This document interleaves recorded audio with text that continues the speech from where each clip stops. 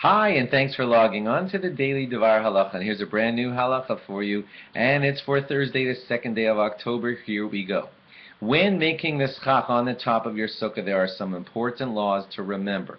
God tells us, Tasa lecha, you should make your schach or your sukkah for you, and that hints to us, say the rabbis, velo min ha'asui. It should not become made through a side maneuver, and you'll have to be careful that your schach makes your sukkah kosher, and it's not that the schach then becomes kosher through a side maneuver. Examples will make this much more clear and concrete. Example number one.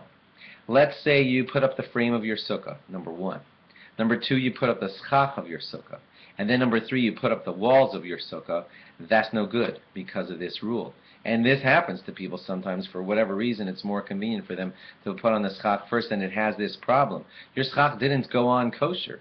It only became kosher through the side maneuver afterwards when walls were arranged around it. And it's not supposed to happen in that order. Therefore, don't do it in that order. It's got to go walls, then schach. Another example of this.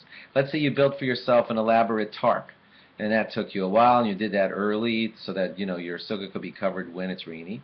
Your tarp's all ready, and then under the tarp you then placed in your schach. Well, that's a problem, because the schach only became kosher later through the side maneuver when you opened your tarp. Now don't worry, you're allowed to have a tarp there and you're allowed to open and close it, but the point is the schach has to get there before the tarp so that the schach makes the sukkah kosher, not the side maneuver of the tarp being removed.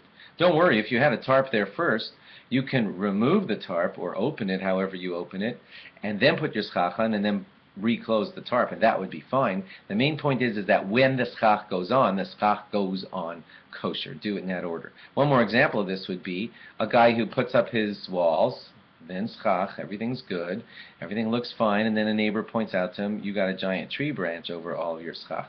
Oh no, okay, I'll snip the tree branch.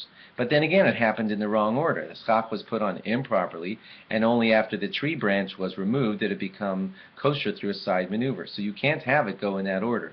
The sukkah has to become kosher with the placing of the schach on your sukkah at that moment.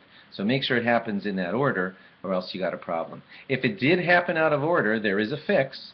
The fix is, when your sukkah is all ready to be deemed a sukkah, like the tree branch is gone, or the tarp is open, or the walls are up, take the schach that's there and lift it back up and settle it back down. Lift it up at least a foot or something like that, and then that will fix the taseh v'lo min ha'asui problem. If this was a little complicated or you're not exactly sure what I mean, check with a rabbi to make sure that these problems are not applying to your sukkah. Thanks for logging on. Log on again on Erev Yom Kippur for more. Bye-bye.